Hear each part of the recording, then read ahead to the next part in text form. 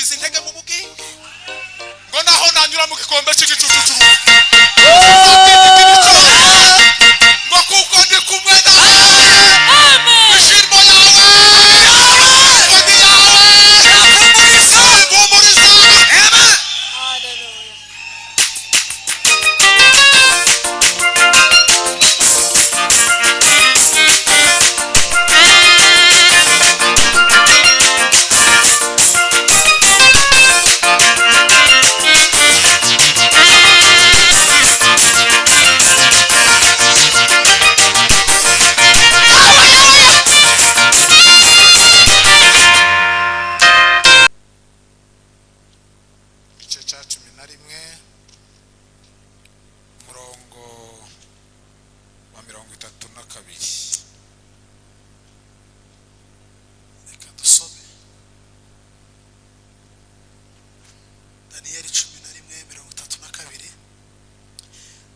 iravuga ngo umwami ubwe Danieli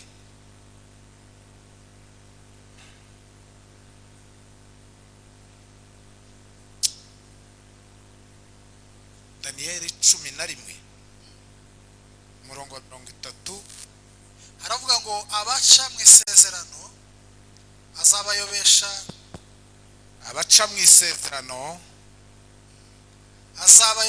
kubashyeshyenga ariko abantu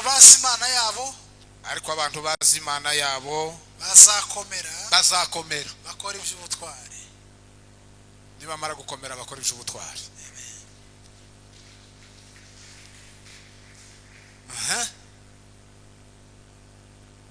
ariko abantu bazi Imana yabo bazakomera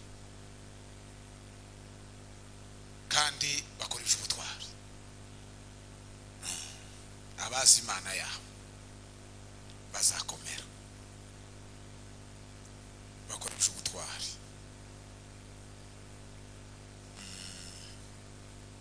aya magambo ngiye kuvuga kandi mu mwanya muto noneho uwacu avuze amagambo meza cyane ariko agiye kusasa naho ariho atangiye ngo amare yamayicara neza niho yaragisoma igitabo ngo amare yamayicara kabisa urubyaro ruzavamo abantu bubaha Imana turabyishimiye cyane na topike yavuze na topike na manyirangiza niyo nzobwiriza gucumera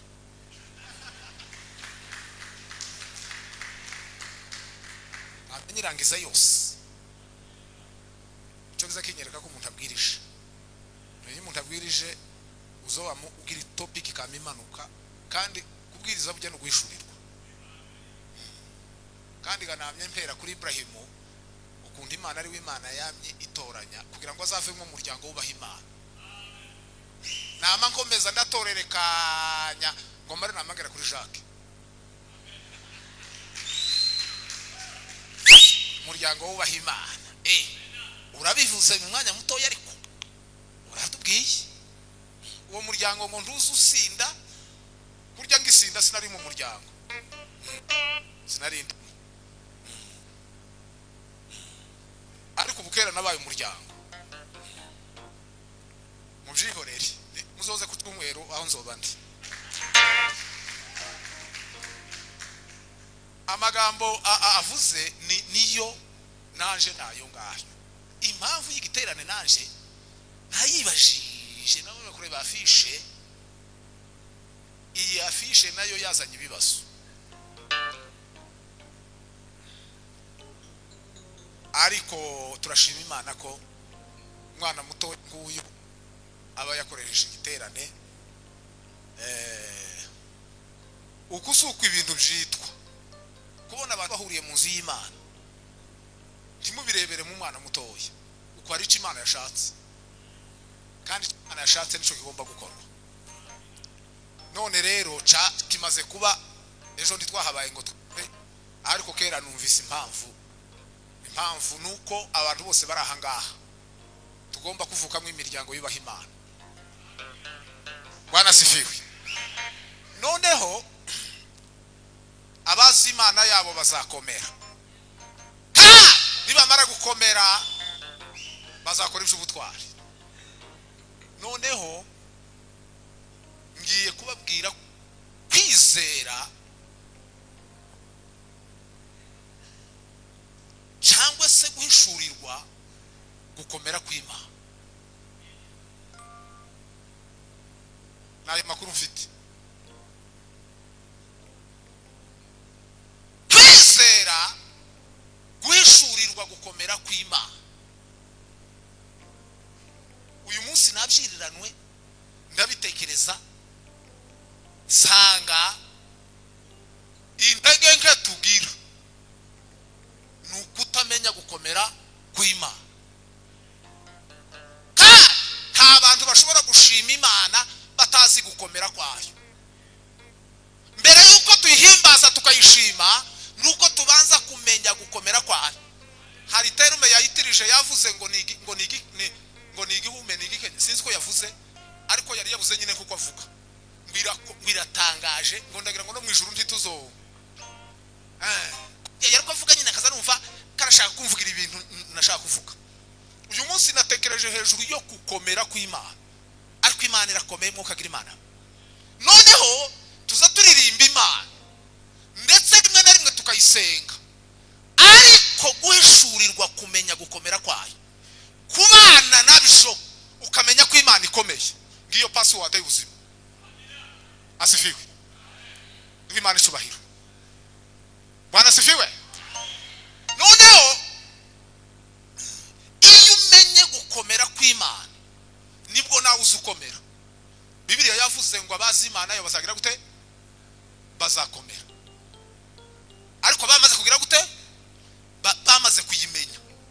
Mbese mu yandi magambo kumenya gukomera kwayo nukuvuga ngo niko kubanza. Muzi kibazo twagize mu materaniro no mu bukristo nuko tuza mu bintu tukaza muri korali tukaza mu mukutano abana tukabashira mu gisirimba, ariko ndibazi amakuru, nta makuru bazi y'Imana. None mugasanga ibintu biracanganyikishije, tituzikimenya umukristo n'utari umukristo. Kandi ukungana ubukristo bwawe uko bungana nuko uzi gukomera kwayo kw'Imana. Ubundi ntigagira umuntu uzogupimira ubukristo bwawe uko bungana. Imbaraga zawe uko zingana zirangana nuko uzi Imana ikomeye. Nico kigero. Kuko ubukristo nta muntu wo bupima ngo avuge ngo runaka n'umukristo kurusha uyu nguyu. Dore urugero niki? Niba uzi Imana gutya bukeya uko niko ubukristo bwawe bungana. Niba uzi kwa Imana ikomeye cyane uko nawe urakomeye nini cyane. Mu yandi magambo uko uzi Imana ikomeye niko no gukomera kwawe kuzangana. Abazi Imana yawe bazagira gute? Bazakomera. Noneho Pawulo yagaza kunda, ndagiye kandi ngiye gusoza. Pawulo yagaza kunda kubivuga ari urwandiko yanditse mu Efeso, yagaza shishikariza abantu kumenya Imana, kumenya Imana. Ndabasabira kugira ngo Imana y'Umwami wacu Yesu Kristo ibaho umwuka w'ubwenge no kugira gute? N'uguhishurirwa ngo bitume muyimenya. Ngo maso y'imitima yanyu abone uko agira gute? Abone uko ahweza ahumuye. Ngo mibyo mwiringizwa niyo bahamagaye. Mwumve mbabwira formule nta yindi, password nta yindi. Kumenya gukomera kw'Imana nico gihuza ushima Imana. Imana ikavuga ngo ubundi umuntu yoshima uwatazi n'uwatigeze abona. Iyo wamenye gukomera kw'Imana urashima, Imana ikavuga ngo hari umuntu ushimye hariya. None nasanze muri Bibiliya uyu munsi, nasanze iyi Bibiliya irimo abakecuru n'abasaza, irimo inkumi, irimo ingeri zose, irimo abize n'abatarigeze bigana. Nasanze harimo n'abahinzi aborozi. Abo bose tuza tubavuga buri munsi uko bukeye nuko bwishe. Kandi nasanze impamvu zatuma kubavuga nuko gusa bari bazi ko Imana yabikomeye, bamara nabo bagakomera.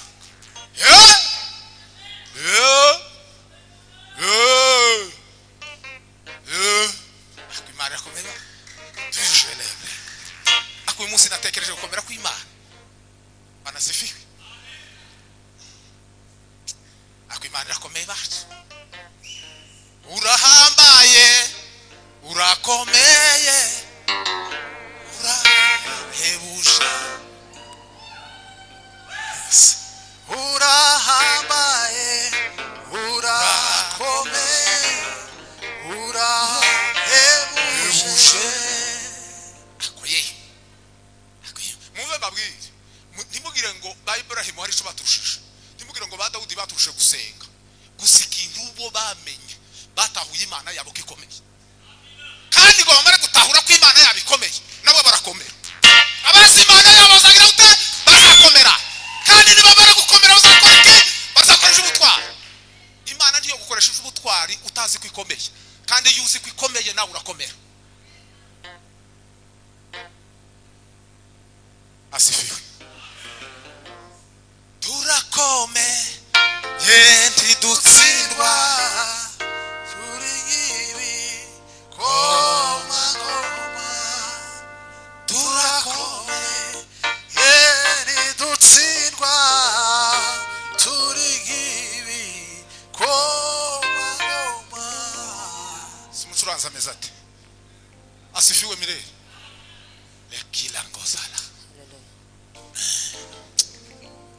Kokera yarakwiye kubazaho ngeze. Turakomeye yeni dutsindwa turakomeye turakomeye yeni dutsindwa turakomeye turakomeye yeni dutsindwa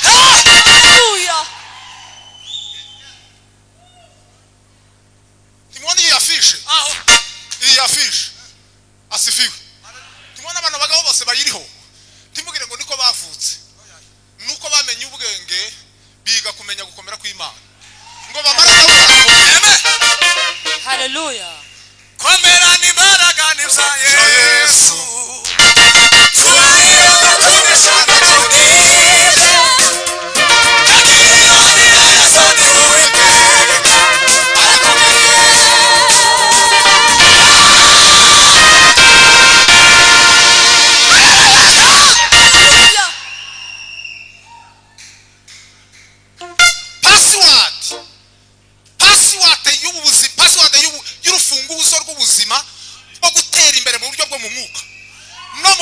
mu mubiri nukumenya gusimana kwikomeye. Amen.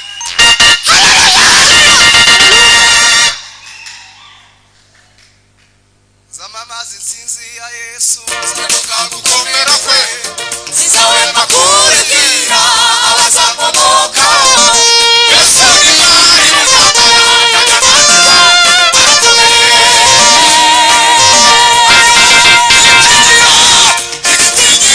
cyuzuye muri isi yose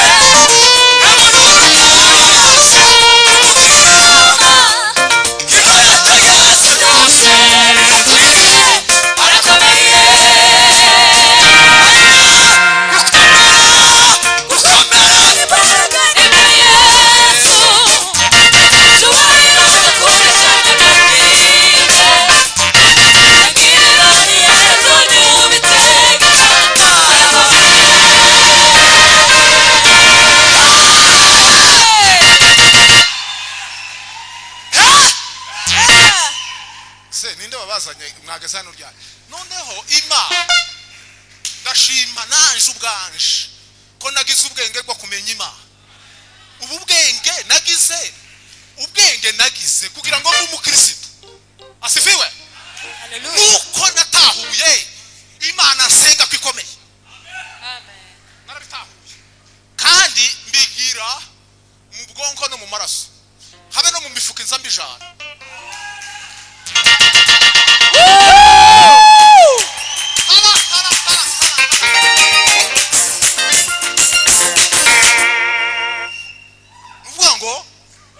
Asifiwe.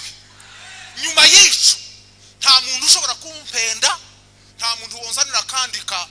Abanyesirayeli umunsi umwe babwiye Aroni ati turemera Imana yamabaremera akamasa kabi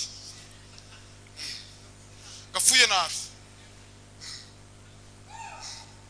Mumve babwire iyi Imana irakomeye.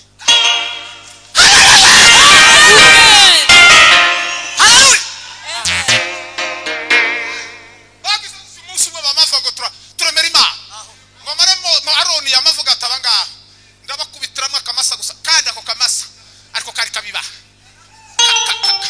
bene kakandi kafuye nabi ngo amarusabiri igitangaza cyabaye bama bavuga ngo asifiwe. Bama bavuga ngo iyi niyo Mana yabakuye mu giputa. Umujinya w'Imana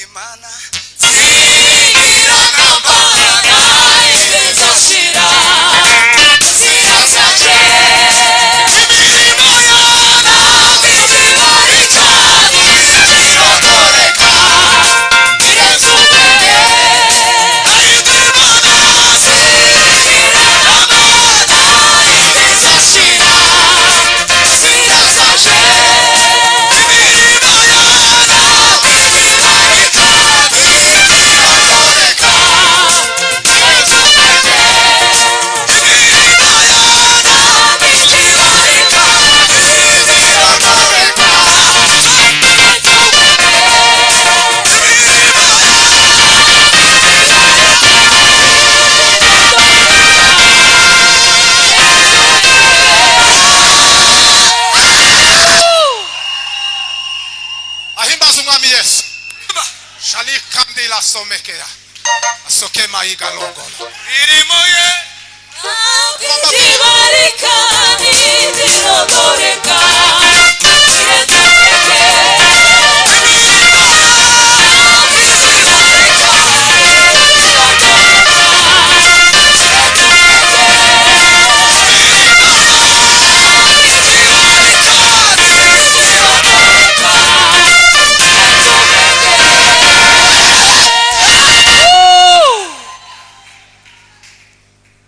Imana izamfashe za sasa.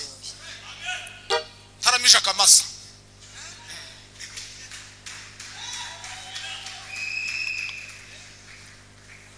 Kamasa. Kakadahumeka. Kandi gari kamasa gakazima. Kari kakadahumeka. Niko bari bashikira. Umva mbabwira. Umunsi mose yagiye mu Giputa. Timuzi ko yavuze ngo wikwirwa ndumva kuri Farao. Ndi umuntu nkande woja kuri Farao. Imana icyo yamubwiye niki ntiyamubwiye ngo genda ngo bizogenda kucya muheze ntonda bagwira. Gusa Imana yamubwiye uwigikomeyeyo. Mose kuko yamubashije yaramubwiye ngo ese kuntumye zashika mvuge kuri indi. Imana ngo imari mubwira amazina 3. Ayo mazina 3 Imana yamuhaye. Yari kwimubwira uw'igikomeye gusa.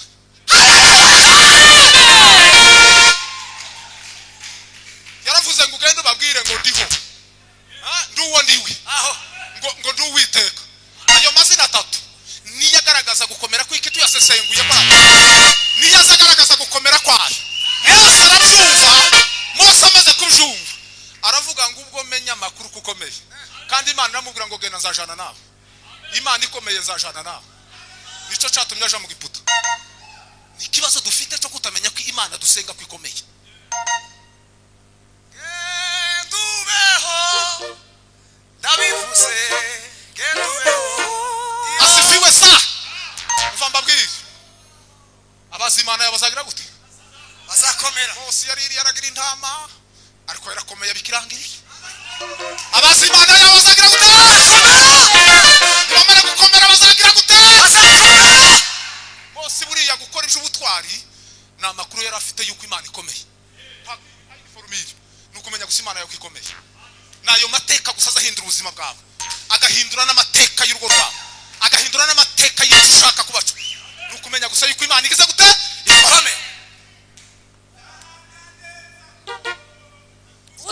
Beshe kugukurikira ni byiza asabigutwaye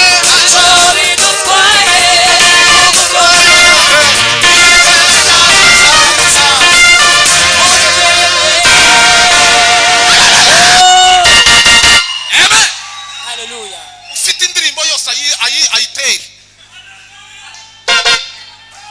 Ufite igihimbano cy'umwuka cyose agitera. Gifa gusa aricyo kuvuga ko Imana igize gute? Kuvuga ngo Imana yacu irakomeye. Amen. Usarere bageze ku nyanja. Bwana sifiwe. Bageze ku nyanja. Babwira Mose ngo Mose nico cyatuzanye kugira ngo dufire aha ngaha. Mose arababwira ngo mwihagararire gusa. Ngo mwicecekere. Ngo murebe agakiza Uwiteka arabwira. Tamurure isi yose kubone. y'amaboko yawe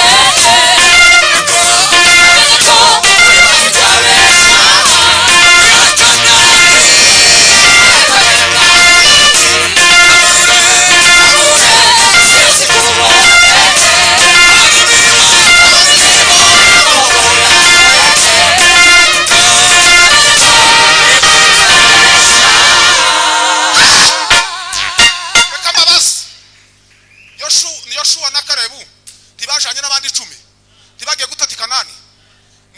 Contradiction bazanye bamwe bariko bavuga gutya abandi bakavuga gutya. 10 ryariko rivuga gutya babiri bakavuga gutya. Muzi cyatumye bari 10 batsindwa ndetse bituma bicisha n'abandi kutazagera Kanani. Nuko bibagiwe gusura Imana yabikomeye. Nico gusa cyayo. Habe nabiri iravuga ngo nimwibagirwa muzarimbuka. Ngo nimara kurya mugahaga ntimukagire gute? Gusa ejo natekereje ikintu kimwe. Ejo natekereza ukuntu ngo marishima Imana kandi namwe abake barabimenya. Cega nigeze kuba mu nzu ya nyakatsi sakaje ibyatsi noneho muraho neza, noneho imvura yagwa ikava, noneho mukama mubwira abantu ngo mwirukanke muje gukuma mu cyumba kugira ngo hata iyo mutarebaga neza mugasanga havuye izi maturaga twebwe twaziryamyeho tumaze kugukugira harabaga izindi matera z'imibere, umubere wanyagiwe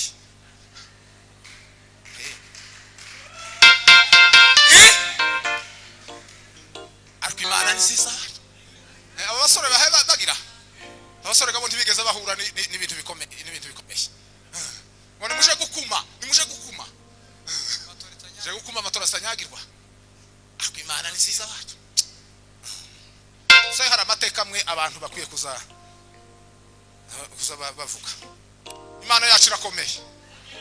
Mungu wetu anatupenda, Mungu wetu anatupenda, Mungu wetu anatupenda, Mungu huyo huyo Mungu huyo Mungu wetu anatupenda. Ana yacu iradukunda. Yacu. ariko abagabo bariko bavuga ngo twari ko tubona tumeze nk'izigi ngo kandi nabo nuko bariko tubona. Murumva bene uko kwifobya abantu bavuye muri Israel babonye inyanja kuntu yacitsemo kurya nuko bibagiwe gusa kundi Imana ikomeye. Muri kibabwira abantu bari mu kugenda basitara kubera ko bibagiwe ibyo Imana bakoresheje n'ubutware bw'Imana n'ubuhangage bw'Imana. Yoshua Kalebu niwe wabanje kuvuga aravuga ngo muhaguruke none hagati cyo kwahindura ngo bavuge gutyo bavuge ko ari amahanzi. Yoshua aravuga ngo jewe narabarebye mbona ngo nta kibakingira bafite, ariko yavuze ijambo rimwe rikomeye, yaravuze ngo niba Uwiteka twishimira tuzabarya kiki Misima. Imana yamevuga ngo abantu bampamije mu bantu bakaguma umva. Kalebu yabwiye Yoshua unyibagiwe gute tiwibuka umunsi Imana idutuma ikadeshi Barineya ntiburuzi ko jewe ubwanje nahagurutse ngahamiriza abantu Imana yacu kundi ikomeye.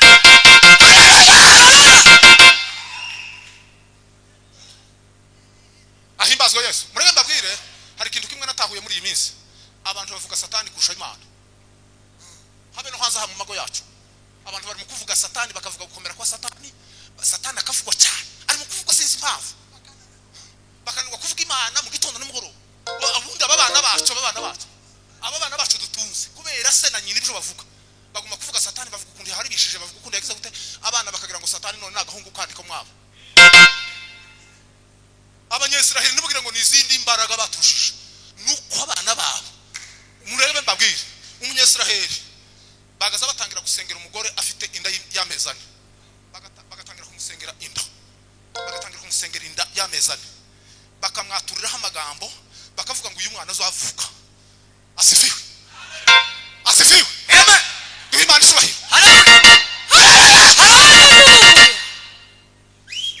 Bakamusengera umwana akavuka, umwana yamara kuvuka yamara kugeza yagira imyaka 5 bagatangira kumwigisha Imana kwikomeye. Dawudi yize Imana kwikomeye ari umwana mutoya kandi wayimwigishije ninde n'umubyeyi we Yesaya. Kandi bababwiraga iki? Barababwiraga ngo Imana ya Ibrahim na Isaka na Yakobo ngo ni Imana igeze guta, ngo ni Imana ikomeye, ngo nta na kimwe gishobora kuyinesha. Burya ariko arwana n'intare n'idubu gusa amakuru yari afite nuko ngo papa yagize guta yavuze ko Imana yacigize guta ikomeye. Muzogende mushaka ubushakashatsi muri Bibiliya muzorebe niba hari umukozi w'Imana wigeze uvuga Satani muri aba Bibiliya bose baharaniraga kubwira abantu Imana yabo gusuka ihambaye. Urakomeye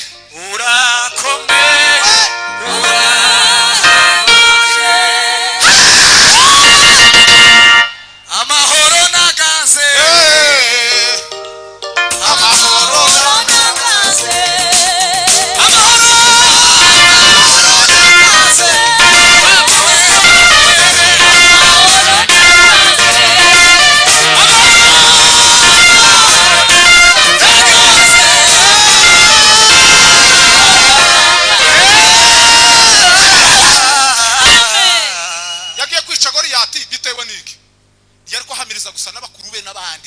yahaye Sawuli yari kubabwira gusa ngo nimukurwa umutima ngo nuriya mugabo barakabwira akababwira ngo Imana namenye reka ningasolege akokira trip akoyemewe Imana itoberere kutamenya Imana itoberere kudasobanukirwa Imana kando kitolongo sari no koti ko rirambwira ngo nindi wankuye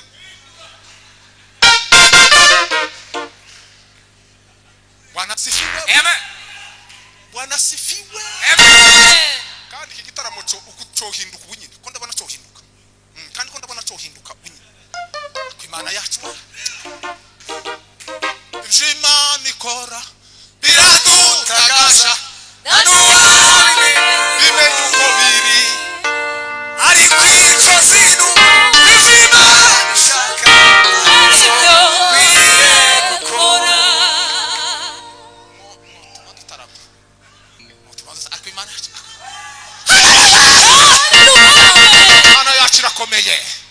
Mana yachirakomeye wikurwa umutima nuriya mufilisi utarakebwe mureke uriya azafa nkimwe muri za yadubuna n'intare azafa nkimwe muri zo za muri Imana ishubahiro cyane none se mugira ngo yamwicishije se imbaraga zikomeye cyane yamwicishije gusa kumenya guhambara gukomera kw'Imana kandi yamwicishije se yabikuye he yabitoye muri Bibiliya nibuye yamye risanga muri Bibiliya mu Barewi yamavuga ati Imana ga yavuze ijambo soko bagaza bisere bakisera n'ijambo Imana yavuze Imana yaravuze ngo umuntu uzatuka Imana azishishwa amabuye kamara yamavuga ati buye ndaritora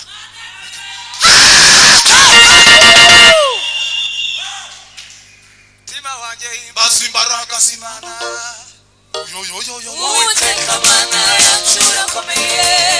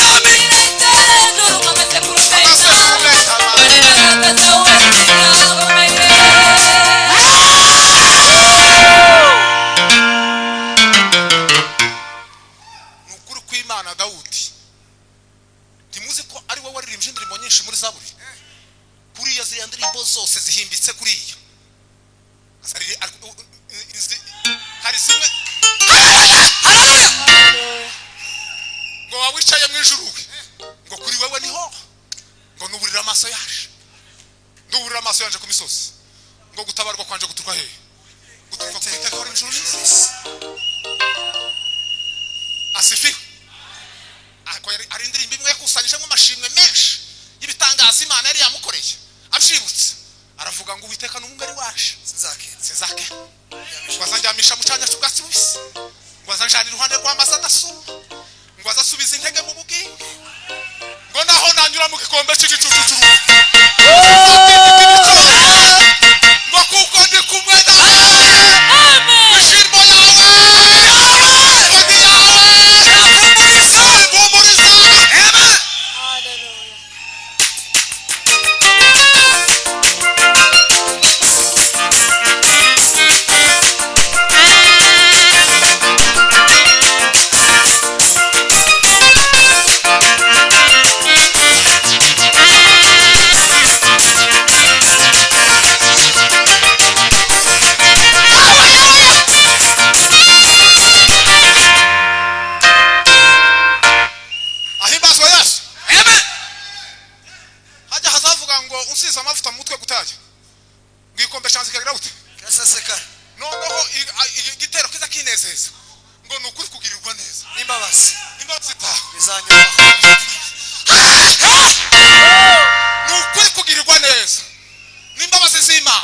bizanyomaho bizakomaho naje nzibera mu mahema